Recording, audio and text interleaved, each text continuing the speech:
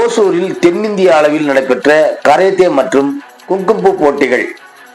Karate குங்கும்பூவில் step வைத்து அசத்திய மாணவர்கள். ஓசூரில் தமிழ்நாடு, கர்நாடகம் மற்றும் கேரளா ஆகிய தென்னிந்திய மாநிலங்களவை சேர்ந்த மாணவர்கள் பங்கேற்ற கராத்தே மற்றும் குங்கும்பூ போட்டிகள் இன்று நடைபெற்றன. இந்த போட்டிகளில் பங்கேற்ற மாணவர்கள் கராத்தே மற்றும் குங்கும்பூவில் அசத்தலாக ஸ்டெப் வைத்து ஆடினார்கள்.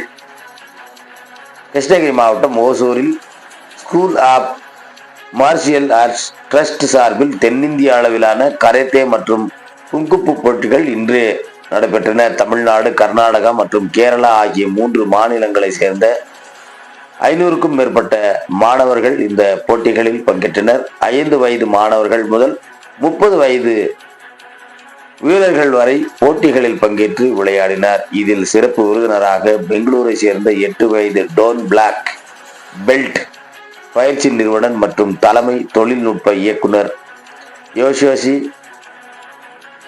சியாஹபுதீன் கலந்து கொண்டு போட்டிகளை தொடங்கி வைத்தார். அதனைத் தொடர்ந்து எடை மற்றும் வயது ஆகிய பிரிவுகளில் மாணவர்கள் கராத்தே மற்றும் குங்கும்பூ போட்டிகளில் பங்கேற்று விளையாடினார்.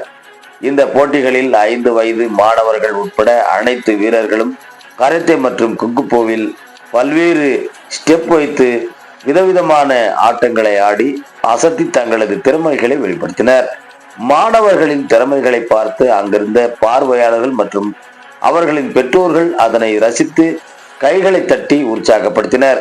கராத்தே போட்டிகள் தனியாகவும் குங்கும்பூ போட்டிகள் தனியாகவும் நடைபெற்ற ஒரு நாள் முழுவதும் நடைபெறும் இந்த போட்டிகளில் வெற்றி பெறும் வீரர்களுக்கு உடனடியாக பரிசுகள் வழங்கப்பட்டன. முதல் பரிசாக 125 மாணவர்களுக்கும், 2வது பரிசாக 125 மாணவர்களுக்கும், 3வது பரிசு 250 மாணவர்களுக்கும் வழங்கப்பட உள்ளது. இதற்கான ஏற்பாடுகளை ஓசூரை சேர்ந்த 5வது டோன் பிளாக் பெல்ட் தலைமை பயிற்சிப்பாளர் ரென்சி ரோஸ் டியோஷன் செய்திருந்தார். இந்த போட்டிகளை ஏராளமானோர் கண்டு ரசித்தனர் என்பது குறிப்பிடத்தக்கது.